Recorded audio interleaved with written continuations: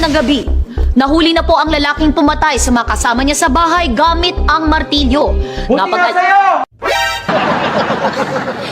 Napag-alaman na ang lalaking ito ay dati na palang may kaso ng pagpatay gamit ang martilyo, kaya siya ay mahaharap sa patong-patong na kaso at pagkakakulong.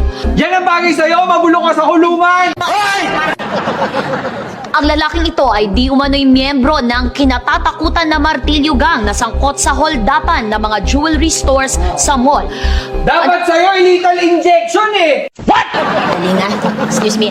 Sir, kanina pa po kayo humihirit eh. Kilala niyo po ba yung biktima?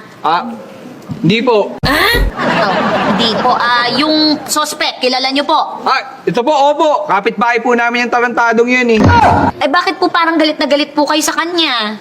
Paano po kasi, sa tuwing nanghihiram kami sa kanya ng martilyo, lagi sinasabi, wala raw, yun pala meron! Madamot ka!